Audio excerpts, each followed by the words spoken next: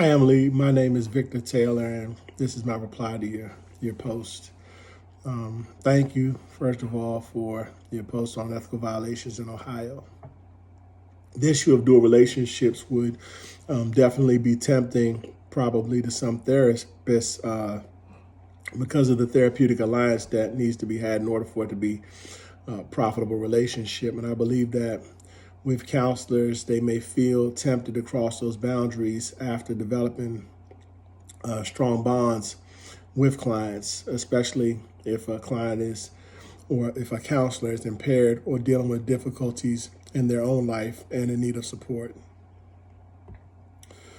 This is the issue with counter transference, according to Simmons. That's where the counselor can be subject to taking on the feelings of the client or becoming emotionally involved.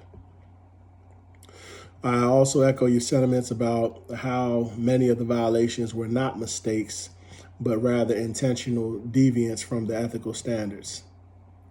It really goes to show that people are people, and that's whether, counselors, clergy, cops, human nature is always subject to corruption. That's my own take on it. But the counselor-to-client relationship is a fiduciary relationship, and that's what also makes it so dangerous, because it's not difficult for counselors to use their training to take advantage of people who are seeking help.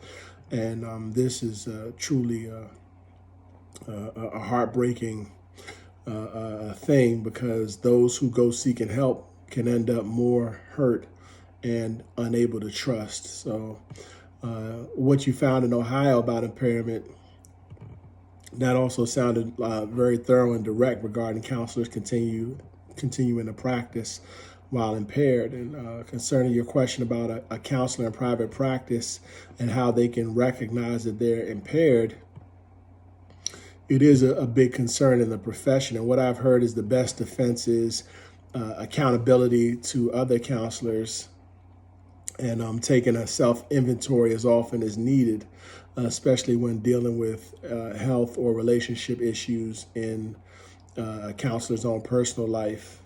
And when there's alcohol abuse or use, whatever you call it, and there's an increase, that's also an indicator for professionals.